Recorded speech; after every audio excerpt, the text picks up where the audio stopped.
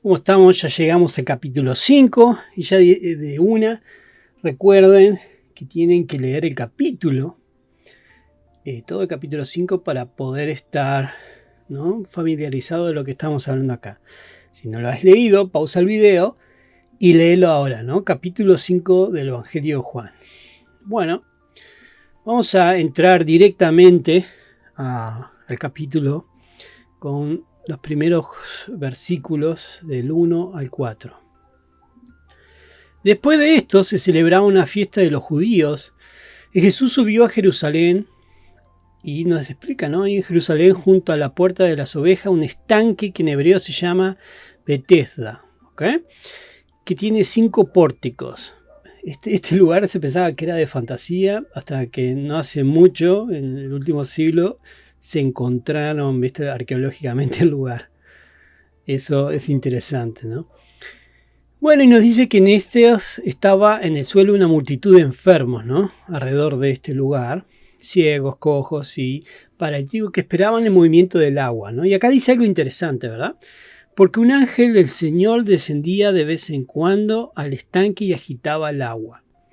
Y el primero que descendía al estanque después del movimiento del agua quedaba curado de cualquier enfermedad que tuviera. Y ya de una van a notar de que en algunas traducciones, ¿verdad?, esa parte que está marcada no está, no aparece. Y esto es porque si nosotros vamos a los manuscritos más antiguos que hemos encontrado, no está esta parte, esa parte marcada, ¿verdad?, que es como la explicación.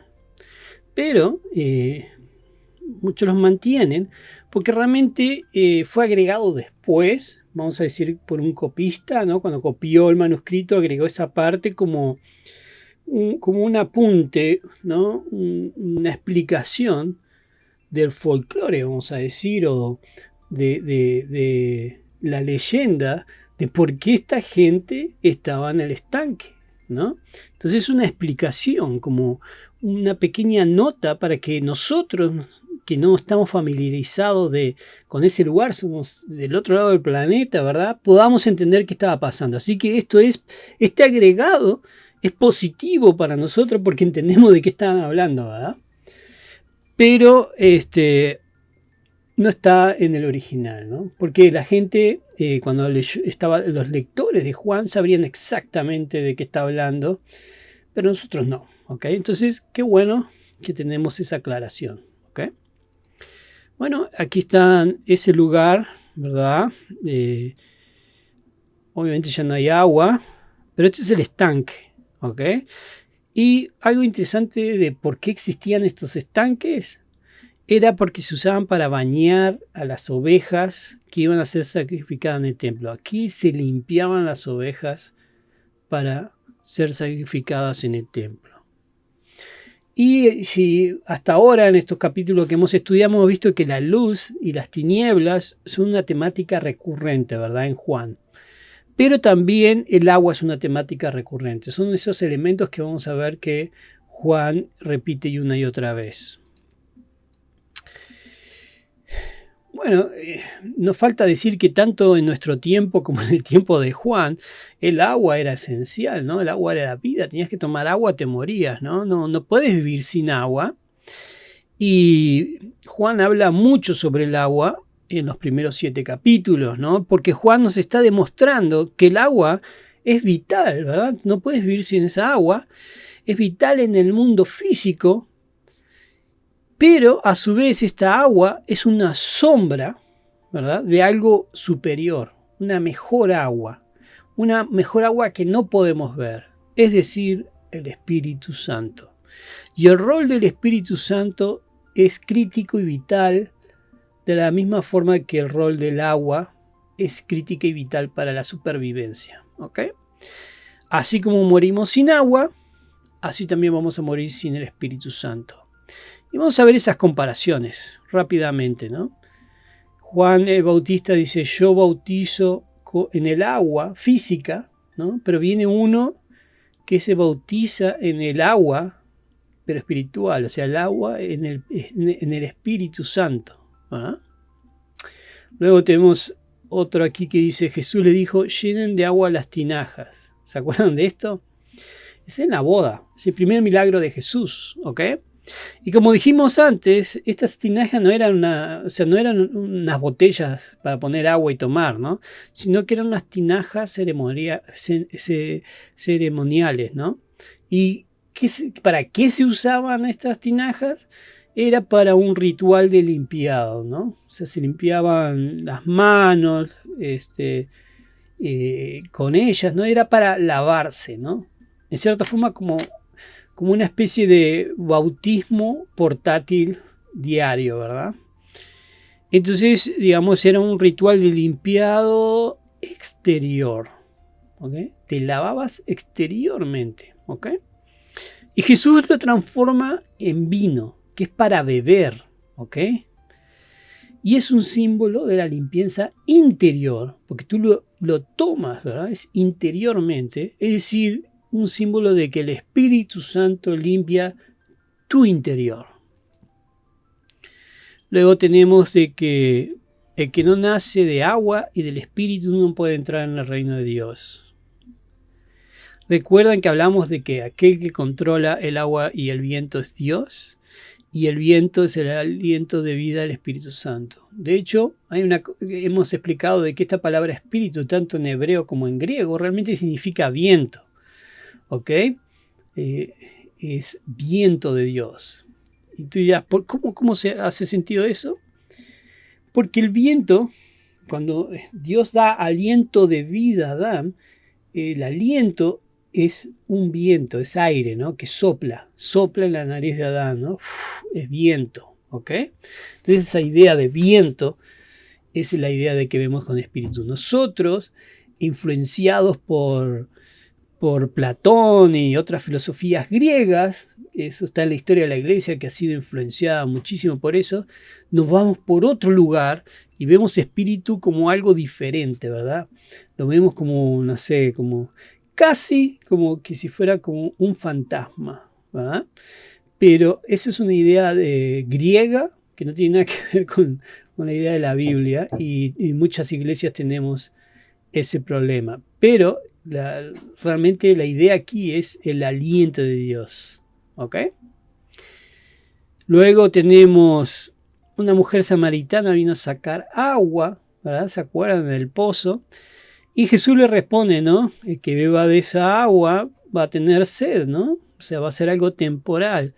Pero el agua que él tiene, si tú lo bebes, no vas a tener sed nunca más. Y no solo eso, sino de que te va a convertir en una fuente de agua que brota para vida eterna.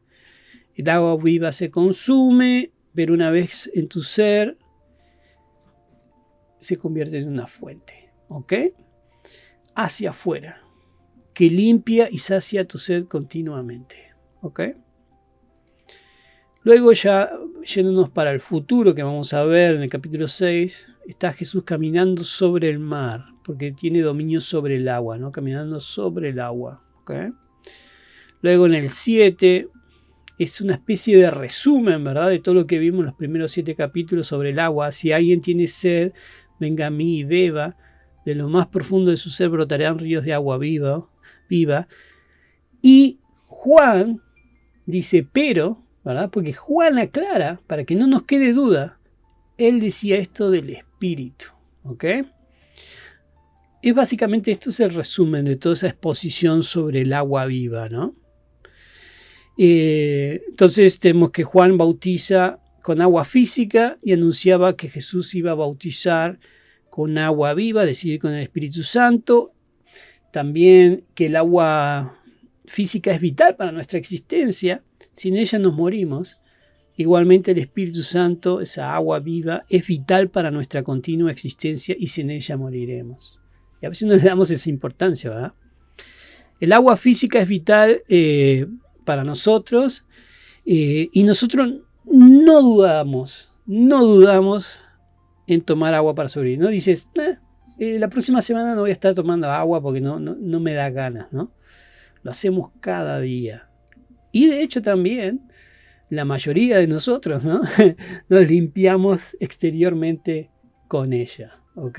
Uno se limpia con el agua y toma el agua para sobrevivir, ¿no? Juan nos dice, esa es la idea de aquí, ¿no?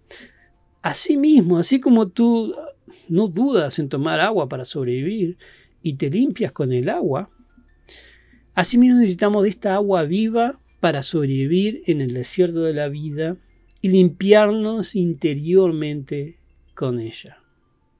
¿Ok? Esa es la idea de este asunto del agua, ¿no? Esa prioridad que le pones al agua física, esa es la prioridad que deberías ponerle al Espíritu Santo. ¿Ok? Y bueno, y continuamos y sabemos que nos habla de ese estanque, ¿verdad? Pero nos habla de un hombre que estaba allí. Estaba allí un hombre que hacía 38 años que estaba enfermo, un montón de tiempo. Cuando Jesús lo vio acostado allí, supo que llevaba mucho tiempo en aquella condición. Le dijo, ¿quieres ser sano? El enfermo le respondió, Señor, no tengo a nadie que me meta en el estanque cuando el agua es agitada. Y mientras yo llego, otro baja antes que yo. Y Jesús le dijo directamente, levántate, toma tu camilla y anda. ¿Ok? Al instante el hombre quedó sano y tomó su camilla y comenzó a andar. Pero aquel día era día de reposo, o el sábado, o el día de descanso. ¿Okay? Por eso los judíos decían que al que había sido sanado es día de reposo y no te es permitido cargar tu camilla, ¿no? No importa. Se acaban de ver el tipo, 38 años, ¿no? Tirado ahí y ahora está caminando, pero no, llevas tu camilla todo mal. ¿Okay? Hay varias cosas interesantes sobre esto. Bueno, como dijimos, era el día de descanso, un sábado, ¿no? Y seguramente en esos 38 años que llevaba el hombre ahí todo enfermo, había guardado ese día de descanso, ¿verdad? Porque los fariseos no le habían dicho nada antes, ¿no? Era lo que requerían los fariseos. Y justo en ese momento que se sanó, justo es el momento, ¿verdad? Que vienen por él, ¿no? Y lo que quiere decir esto, y lo que está tratando de mostrarnos Juan, es que los religiosos de ese día tenían una idea del descanso que no era la misma idea que tenía Jesús. ¿Ok? Vamos a hablar un poquito de eso de descanso, ¿no? Cada cosa tiene su lugar y propósito. ¿Ok? En Génesis, Dios pone orden en el caos, ¿verdad? Y cada cosa tiene su lugar y propósito, ¿no? Es decir, que cada cosa funciona correctamente. Y cuando nos va mal, de hecho nosotros decimos algo dentro del término, es un caos todo esto, ¿verdad? Y te pones estresado, ¿verdad? Porque es caótico, ¿verdad? Pero cuando las cosas van bien, decimos algo dentro de los términos de, fue perfecto, como una melodía, ¿no? Y te sientes descansado, ¿no? Ya no te sientes estresado, al contrario, sientes hasta como un alivio, un descanso, ¿ok? Y a esto se refiere el descanso bíblico. Es decir, que aún activo y haciendo cosas y trabajando, si tú estás en tu lugar y con el propósito de Dios, estás en descanso, estás en sábado. ¿Okay? Y esa era la idea bíblica del descanso que los religiosos habían cambiado por otra cosa. Y tenemos este verso en Génesis donde Dios crea a los humanos y luego los bendice y le dice, sean fructíferos, multipliquen, llenen la tierra y gobiernen sobre ella, ¿no? Dios crea a los humanos y dice que disfruten de todo, ¿no? Pero esta parte es interesante, que dice, gobiernen sobre toda la tierra, ¿verdad? Porque Dios los hace corregentes, ¿no? De la creación, ¿no? Ustedes también van a gobernar la creación. Pero ¿qué sucede? Como sabemos, Adán y Eva no le creen a Dios, comen del fruto, ¿no? Y dejan de confiar en Dios, confían más en la serpiente, ¿no? Y ahora quieren ser regentes, ¿no? Quieren gobernar su propio reino. Y como resultado tenemos dos reinos que empiezan como a competir, ¿verdad? El reino de Dios y el reino de los hombres, ¿ok? El hombre, de hecho, es maldecido, ¿no? ¿Y con qué lo maldice? ¿Con cucarachas, plagas? No, con trabajo. Pero un trabajo que te da sudor en la frente, un trabajo que te da te estresa, ¿ok? Esa es la maldición. ¿Se va entendiendo ahí? ¿No? Ya no tiene descanso el hombre. Entonces, si regresamos al capítulo 5, el hombre guardaba el sábado, este hombre enfermo, ¿verdad? Y no hacía trabajos en ese día, no hacía nada, ¿ok? Y Jesús dice, ustedes no han entendido el propósito del descanso del sábado, ¿no? La gente guarda el sábado cuando está en el lugar correcto, haciendo las cosas correctas, y es decir, que regresa a ser, en vez de tener tu propio reino, empiezas a ser corregente con Dios otra vez, ¿ok? De hecho hay una película, no sé si se acuerdan, una película muy vieja que se llama Carros de Fuego. Esa escena, ¿no? Corriendo en la playa con la música, un clásico. Y la película se trata de la vida de un deportista católico. Y de hecho el deportista católico dice, Dios me hizo rápido y cuando corro siento su gloria.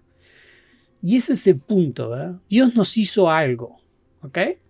Y cada vez que tú estás en ese lugar haciendo eso que eres tú, ¿verdad? Que Dios te hizo a ti, sentirás ese descanso de Dios. A veces es un deporte, o música, o quién sabe qué es para ti esa cosa, ¿ok? Pero cuando lo estás haciendo, estás en descanso. Cuando estás haciendo lo que Dios te puso a hacer, ¿ok? Porque de esa forma te vuelves otra vez corregente, ¿verdad? Reina junto a Dios, ¿ok? Entonces, ¿qué le pasó al hombre? Habíamos visto, ¿verdad?, que quedó sano y los religiosos se les enojaron, ¿verdad? Y yo quiero decirles que el descanso en este hombre realmente no era su sanidad física. Porque todos sabemos qué pasó con este hombre, ¿ok? Eventualmente se murió como todos vamos a morirnos algún día. Porque la sanidad física es algo exterior. Es simplemente cuando Jesús sanaba, era una sombra de que Jesús también podía sanar interiormente con el Espíritu Santo. Así como el agua física era una sombra del agua espiritual, la sanidad física era una sombra de esa sanidad espiritual. ¿Ok? Esta sanidad física representaba, vamos a decir, el descanso de Dios, y es hecha en el día de descanso, ¿verdad? Jesús está diciendo, esto es realmente descanso. Así es como se debe mantener el sábado, de esta forma. Entonces, este hombre, al quererle a Jesús, había decidido ser corregente con Dios, ¿no? Y vamos a analizar un poquito esto que dice, Jesús le dijo, y son tres cosas, ¿verdad? Levántate, toma tu camilla y anda, ¿no? Y al instante el hombre quedó sano y tomó su camilla y comenzó a andar en el día de reposo. Dios da un comando, ¿ok? Este es tu lugar y esto es lo que harás, ¿ok? ¿Y qué hizo este hombre? Eligió su propio modo como Adán y Eva. Dijo, no, mejor Jesús, arrastrame más al estanque, ¿no? Y tirame al agua cuando se mueva el agua. No, él no hizo eso. Él obedeció, creyó y obedeció. Y se encontró en su lugar haciendo lo que era su cosa, ¿ok? Y era el día de descanso, el sábado, el día de reposo, ¿ok? Y ese hombre experimentó el verdadero propósito del día del reposo, porque estaba haciendo lo que Dios le dijo que hacer, ¿ok? Y quiero que vean esto. ¿Conocen este tipo de relojes? Watch, ¿no? Relojes inteligentes, ¿no? Son esos relojes que te ayudan, ¿viste? A ser saludable, ¿no? Tú pones metas de pasos, ¿no? De cuánto quieres caminar, cuánto quieres hacer por día, y el reloj te va marcando cada paso que tomas, ¿no? Te va midiendo y te recuerda, no, ¿sabes qué? Necesitas más pasos para tu meta, ¿verdad? Bueno, uno podría decir que el Espíritu Santo es como este reloj, que te dice, hay cosas que deberías estar haciendo y hay lugares donde deberías estar. Y estoy aquí recordándote qué son esos lugares y cuáles son y cuáles no son esos lugares, ¿ok? Y tú tienes la oportunidad de agarrar e ignorar el reloj, ¿verdad?, del Espíritu Santo, o la oportunidad de levantarte y hacer tus pasos, ¿ok? ¿Y qué pasa al final si haces esos pasos como es tu propósito y lugar que te marca el reloj? Terminas con más energía y saludable al final, ¿verdad? ¿Qué es esa cosa que te deja con energía y honra a Dios? ¿Qué es esa cosa que te deja con energía y honra a Dios que te está marcando tu reloj? Piénsalo muy bien. Capaz que está sonando tu reloj ahora mismo y es tiempo de pararte y hacer tus pasos, ¿ok? Como continuamos con el resto del capítulo, dice: después de esto Jesús lo halló en el templo y le dijo: mira, has sido sanado, no peques más para que no te suceda algo peor, ¿no? Lo encuentra el hombre luego en el templo y le dice: no, che, ¿no?, aflojale porque puedes terminar peor, ¿no? Esto es interesante. No solo sanó Jesús a este hombre, pero Jesús sabía por qué había terminado así. Jesús sabía por qué estaba enfermo, ¿no? El hombre probablemente fue herido haciendo algún crimen, alguna cosa rara, ¿verdad? O sea, no se explica bien, pero lo podemos deducir por las palabras de Jesús. Y Jesús básicamente le dice: si sigues así, ¿no?, haciendo picadas en la moto, ¿no?, cruzándote los semáforos en rojo, vas a terminar mal. No sigas así porque te puede suceder algo peor, ¿ok? Para que no te suceda algo peor. ¿Qué puede ser eso peor que te suceda? Un accidente más grande. Más que eso, ¿no? El hecho de que tú continúas en ese camino de oscuridad y terminas en oscuridad eterna, ¿ok? No hagas el mal, sigue el bien. Sé corregente con Dios para tener vida eterna, ¿ok? Porque te puede pasar algo peor, ¿ok? Este hombre estaba haciendo, vamos a decir que hacía picadas en la moto y las cruzaba en rojo, y la primera vez se partió en dos, ¿viste? Le dejaron hecho un chicle y Jesús lo pudo sanar. Pero podría haber muerto y podría no haber conocido a Jesús, ¿ok? El hombre se fue y dijo a los judíos que Jesús era el que lo había sanado. A causa de esto, los judíos perseguían a Jesús porque hacía cosas en el día de reposo, ¿no? A los judíos no les gustó que se sanara en un sábado, ni que Jesús estuviera sanando en un sábado. O sea, no les gustaba que nadie sanara en un sábado, pero especialmente que Jesús estuviera sanando en un sábado.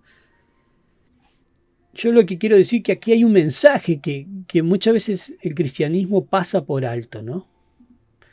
Cuidado cuando nuestra religión, y entiendan bien esa palabra, ¿verdad? Nuestra religión sea más importante que el reino de Dios. Cuidado que nuestra religión sea más importante que el reino de Dios, ¿ok? Estos hombres, Jesús, ¿no? No querían que nadie se sanara en ese día porque lo consideran trabajo. Y vino el propio Jesús, el Mesías, y sanó a este hombre y no les gustó nada, porque no iba conforme a sus tradiciones y conforme a su religión, ¿ok? Cuidado que nuestra religión y nuestras costumbres y cosas particulares que no tienen nada que ver con la Biblia sean más importantes que el reino de Dios. Es una lección para todos, ¿ok? Que continuemos. Pero Jesús respondió: hasta ahora mi padre trabaja y yo también trabajo. Entonces por esta causa los judíos aún más, ¿no? Ya estaban calientes, ahora estaban recontra calientes, ¿no? Más procuraban matar a Jesús porque no solo violaba el día de reposo, ¿no? No solamente hacía esto que ya todo mal, sino que también llamaba a Dios su propio Padre, haciéndose igual a Dios. Jesús responde, cuando dice esto, responde que Él es el Señor del sábado. lo cual significa que yo soy Dios, ¿ok? Entonces, todo mal, ¿ok? Esto es interesante. Y bueno, como siempre vamos a ver un poco los quiasmos de toda esta parte, ¿no? Tenemos de toda la parte del 5, 1 al 18, ¿ok? Están las palabras de Jesús, ¿no? Jesús habla, dice 2 mandatos, ¿no? Levántate, toma tu camilla y anda. Y dice, mira, has sido sanado, no peques más, porque para que no te suceda algo peor. Y el centro es la respuesta del hombre dando testimonio de estas cosas a los judíos, ¿no? El quiasmo en el libro de Juan es esa la temática del Hijo de Dios, ¿ok? Lo vemos acá, por ejemplo, Jesús habla, hay un comportamiento de la parte del hombre enfermo, le da el mandato, ¿no? El primer mandato que es, ¿no? Levántate, toma tu camilla y anda. Y del otro lado tenemos otro mandato. Dice, no peques más, ¿ok? Hay 2 mandatos, o sea, 2 grupos de mandatos. Entonces, ese comportamiento de la persona enferma, los judíos, ¿no? Hacen varias preguntas y en el medio la respuesta del enfermo, que es el testimonio de lo que acaba de pasar. Y de un lado, ¿no? Esta sección de 1.18 nos lleva al otro lado del mismo libro de Juan, que es cuando Jesús, mi reino no es de este mundo, si mi reino perteneciera a este mundo, mis sirvientes estarían luchando para evitar que fuera entregado a los judíos. Pero tal como están las cosas, mi reino no está aquí. O sea, de que todo esto significa que es el Hijo de Dios. ¿Ok? Luego tenemos esta parte, porque así como el Padre levanta a los muertos y les da vida, asimismo el Hijo también da vida a los que Él quiere. Porque ni aún el Padre juzga a nadie, sino que todo juicio se lo ha confiado al Hijo, ¿no? Jesús es el que tiene toda la autoridad, y esto hace un quiasmo con Apocalipsis, donde Jesús hace juicio, ¿no? Tenemos aquí, ni el Padre juzga a nadie, sino que ha dado todo el juicio a su Hijo. Su Hijo es Dios, Jesús es Dios y es el que da juicio, ¿ok? Y del otro lado, en Apocalipsis, que también es escrito por Juan, dice, gran ciudad de Babilonia, ciudad poderosa, en una hora ha llegado tu juicio, ¿no? Jesús hace juicio y es Jerusalén la que le llega el juicio de Jesús, ¿ok? Y es muy interesante este quiasmo entre los 2 libros, ¿no? Luego tenemos, en verdad les digo que viene la hora, y ahora es, cuando los muertos oirán la voz del Hijo de Dios, y los que oigan vivirán. Esto es algo que he explicado antes en Apocalipsis. Después vamos a hacer todo un estudio de esta forma, ¿no? Más formal sobre Apocalipsis. Pero básicamente lo que yo decía, que hay 2 resurrecciones, ¿ok? Una es simbólica, como el agua física es simbólica de algo espiritual, es una sombra de algo espiritual, ¿no? Creemos y cruzamos con Jesús por medio del bautismo, ¿no? Y la segunda es la resurrección en el final de los tiempos, donde Él nos resucitará, ¿ok? ¿A quién se refiere a eso, no? Ahora mismo es, lo que estábamos muertos, creemos, como ese hombre enfermo, y resucitamos por fe con Él. Y demostramos esa fe mediante el bautismo, ¿ok? Entonces, los muertos, o sea, todos nosotros, si oyes la voz del Hijo de Dios, ¿no? Escuchas sus palabras y las obedeces, vivirás, ¿no? Entonces tú dices, bueno, la resurrección no ha sucedido todavía del día final, pero como sombra, como acto de fe, me bautismo, cruzo con Él en una resurrección que es una sombra de la resurrección final, ¿ok? Y por eso nos bautizamos, ¿ok? No hay nada mágico en el bautismo, sino que es una declaración de que sí creo en esto, ¿okay? De que cruzamos a Jesús simbólicamente porque Él nos va a resucitar en el día final.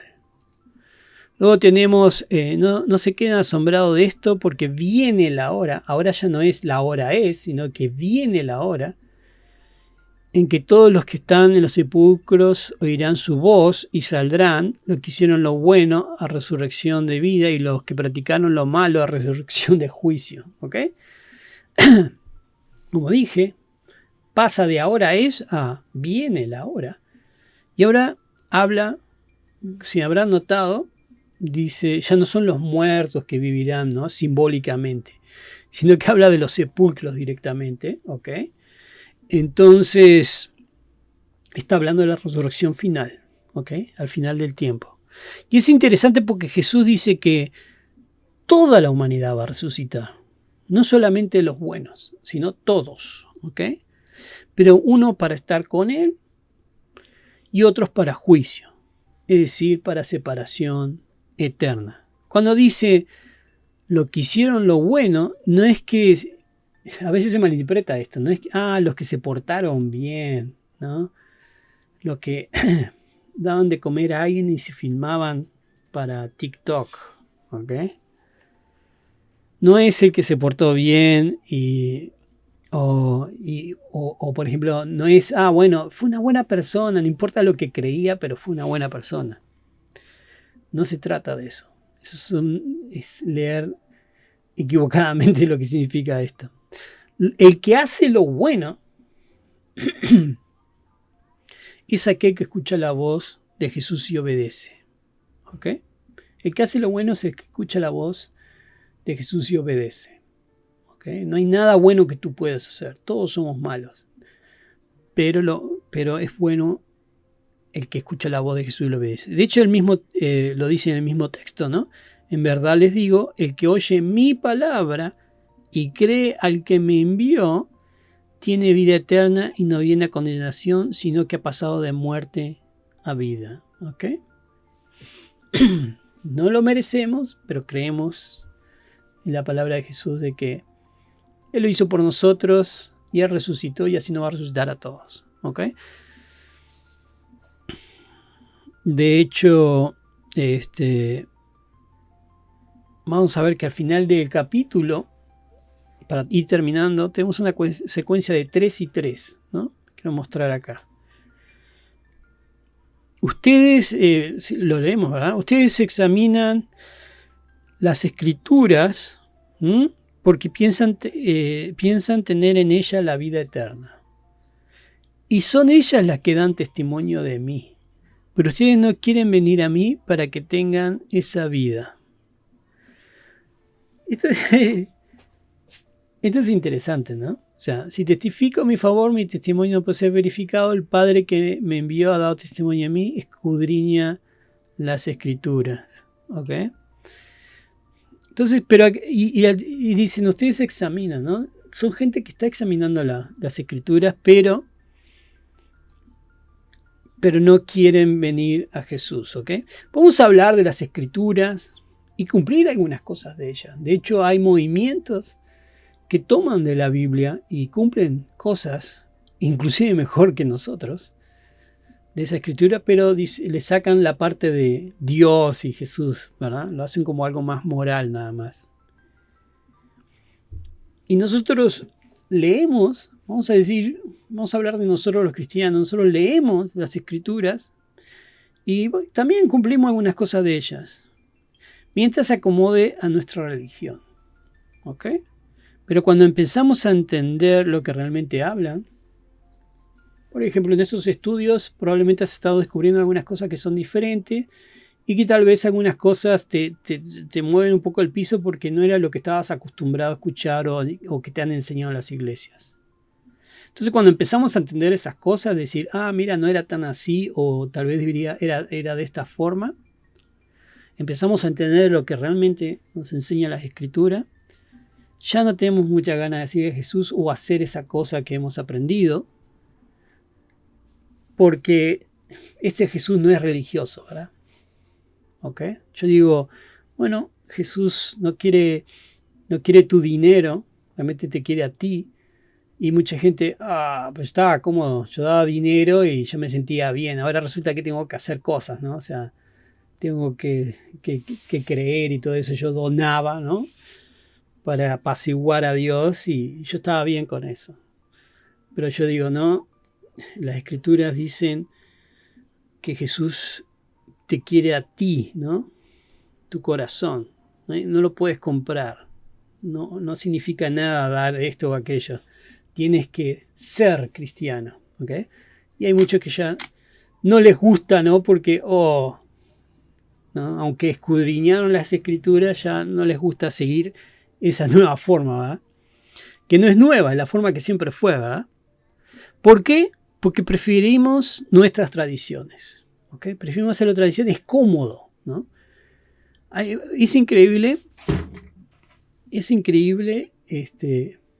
la cantidad de gente que he escuchado en mi trayectoria cristiana, que son unos cuantos años, que dice, me gustaba este pastor porque te decía, esto es algo que me lo dijo literalmente alguien hace muchos años atrás, y que resume más o menos un montón de cosas que me han dicho durante mucho tiempo.